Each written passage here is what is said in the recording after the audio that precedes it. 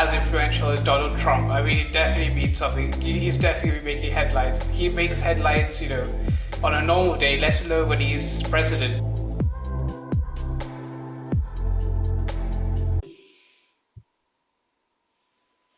Hi, ladies and gentlemen, and welcome to our latest episode of Pioneers Pathway podcast. I'm sure you all know us, hopefully very well by now. But my name's Liam Falani, and I am joined today by my really good friend Sharia Garkul. How are you doing, Sharia? You all Yeah, good? all good, Liam, all good. I mean, it's All been a good. very interesting week in the world of business and politics, hasn't it? It has. A lot's changed. A lot's gone on. There's out with a load of people and in with a load of new people, right? And it's been interesting. It's non-stop. The news has been changing every hour. It's been changing. Things have been happening. Very exciting stuff, right? But I guess the big thing, change of power in the US, massive, massive, and not only just because it's a change of power, but the US is a big country economically, with its military, but also with just the amount of people there. It's important for the world when something happens there. Yeah, no, absolutely. I mean, for years and years, decades, in fact, and centuries, US has been renowned as, one of the most powerful countries in the world, and to have quite a significant change in leadership, especially when you have someone as influential as Donald Trump. I mean, it definitely means something. He's definitely making headlines. He makes headlines, on a normal day, let alone when he's president. Yeah, He yeah, likes yeah. to play his own game. And when you come with a new administration, a new set of people, it brings a new set of ideas. Like it's sort of refreshing the status quo, right? And he's had some time. Obviously, he won back like at the end of last year, but he's had some time to think over things. But I think there was generally a growing sense that he was planning this for a long time. And he's already got the ground running, right? I know he's had his tech buddies there in the inauguration, but he's also they had Sam Altman, some guys from SoftBank, and also from Oracle there to talk about AI initiatives. Obviously, Elon Musk is still there, isn't he? He's lurking around in the White House, influencing things. So they're really getting the ground running. But in tech, right? They've really pushed hard, right? AI, trying to make America regain its sort of tech superpower status. Yeah, no, I think there are two very key people behind that. One is obviously Elon Musk. He's globally renowned as one of the most influential entrepreneurs in the world, right? I think a lot of Trump's re-election is due to Elon really pushing for him, right?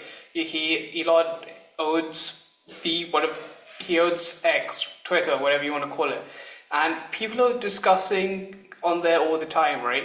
There always ideas being floated out there, and he as well is constantly tweeting here and there.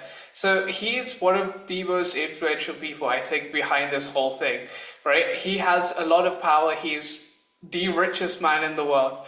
There's no denying his power, right? He's always going to be there. He's always going to be trying to share his ideas. And let's be honest, his ideas are very much out of the box, right? A lot like for example, a lot of people might not know this, but he is one of the founders of ChatGPT. Of course, he's now exited, but around 10 years ago, I think it was his idea, right, for this software that we use every day.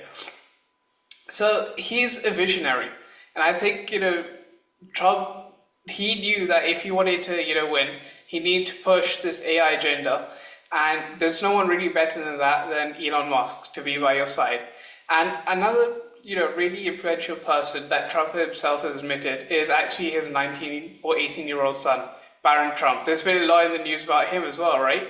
So obviously he's quite young. He's very similar to age in us, and he has a better idea of what's going on, like in terms of the youth. What does the youth really want to see?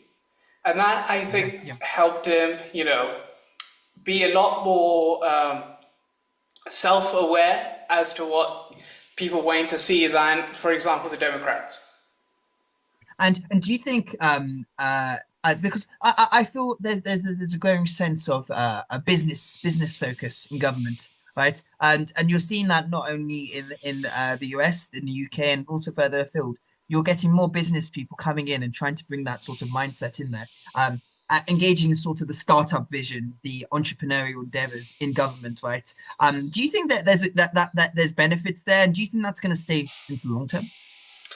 Well, to be honest, if we look at what the Republicans want, I'm sure that's definitely what they'd want to see.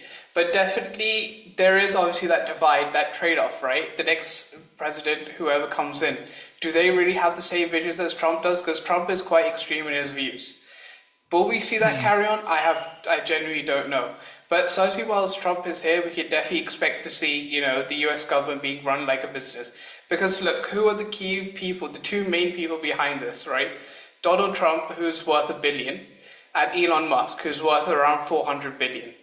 They are definitely going to run it like a business. I don't see them doing it any other way. And in Trump's first And, tenure, we saw that and we what saw a very similar thing. And I'm just gonna, sorry, interrupt, Braden. You said about the running it like a business. What do you think? What do you think is the main priorities for them, right? What do you think they're going to tackle? What do you think is going to change in the short term? Well, I think they've been very clear about two things. One is immigration, which I'll come on to. But the other thing is they want to sort out the problem of inflation and cost of living, in particular gas, oil and gas. I mean, Americans, it's well renowned, right? There's loads of memes about oil and gas. And Trump himself, he, in his own words, drill, baby, drill. Right, it's quite Yeah. clear what he wants on that front. He wants to push those oil prices down, and he wants to make the USA a lead exporter. So it's quite clear on that front. And the other thing he really wants to do is immigration, and he's can be quite extreme in his views there. So and I'm sure he is definitely going to tackle that in his own way.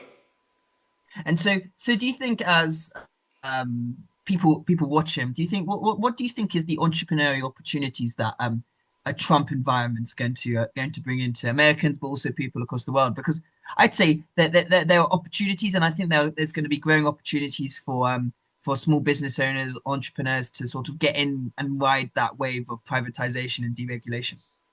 Yeah, no, absolutely. If I'm not mistaken, I believe he's already announced that he's going to lower corporation tax. Now, if you're an aspiring entrepreneur, what do you want to hear, right? You want to have low taxes, for your company, and it's going to incentivize people to come up with more startups. I mean, anyway, in the USA, you have many startups, many are being formed every day, and so I think certainly he will be pushing for more and more deregulation to make America more of a powerhouse in terms of innovation. Because I think Yeah. that's something that the US has struggled in the last 4 years. But I think now with Trump in power, things are certainly going to change on that front. And you're talking about the tech, manufacturing, and those industries which historically have been quite important, but sort of uh, gone off the rails recently. Absolutely, absolutely. I mean, one thing as well that I don't think many people have picked up on is when he mentioned his mandate to stop all EVs. Well, not stop as in, he Stop has the a certain. subsidies. Exactly, exactly. Yeah. So he's going to try push for ICEs again. America, Detroit was a hub for ICEs. Ford was, they notably had their factory there, right? So I think he's definitely going to, try and reform those and bring it back to the USA. Mm. Yeah, yeah, no, and so there's definitely opportunity, but there's also risk involved as well. And it's sort of hedging that bet and doing that. I'd say you see the likes of Elon Musk, Sam Altman, Larry Ellison, and those really big guys, and you see, and a lot of people think, those are the guys who are going to really benefit out of this. But if you really sort of find your idea, find your niche, a lot of other people can really be rewarded out of all of this, right? Yeah, no, exactly. I mean, look, 'cause Zuck was there, Bezos was there, right? Elon was there. All three of these guys, they came out of, I wouldn't say nowhere, but they started from somewhere, right? And I think that's a really key thing for aspiring entrepreneurs, right? It's never too late to start, and that's something we've covered on our previous podcast as well. So if you're an aspiring entrepreneur starting today, there's no reason why, in 10, 15 years, your startup could be doing very well. And you're starting a few years under the Trump administration, I think that's going to be really helpful for a lot of people, right? Because I know Trump for a fact, he's going to be pushing for this deregulation and making it a lot easier for them, right? So it's going to be really helpful for those guys. And there's no reason why, you could not have a boom and you'll start to be super successful. No, it's really good. It's really good, and there's obviously loads of people out there who are going to take that opportunity, and hopefully we'll see some very interesting things coming out of America, but also the world as well. So no, that's great. That's great. No, that sounds great. Like maybe hopefully all the audience in there are really sort of keeping an eye on this. So if you have any ideas, thoughts, or any questions you want to ask us, yeah, please comment. Please send over to our accounts any questions or thoughts you might have. Because he's going to be here for 4 years. We're going to do more and more podcasts about this. So yeah, please get in touch and have a chat with us. But yeah, Sharia, do you want to talk about maybe some stuff we've got in planned for the pipeline? I know we've got some really interesting guests we won't name, right? Yeah, no, absolutely. Look, we are always, trying to bring out the best out of ourselves and getting on new guests every week. But, sometimes it's nice to have these one-on-one discussions where it's just me and you and we talk about something that's, really relevant in the news. And like you say, Trump, he's got 4 more years ahead. And we're going to be talking about him quite often on here, right? I'm sure with guests, whether that it's just, podcast between me and you. But yeah, no, he's definitely going to be someone that we're going to be covering a lot. In terms of guests, we're going to constantly be pushing for more diverse guests. So if you are interested in coming on, do feel free to reach out to either one of us.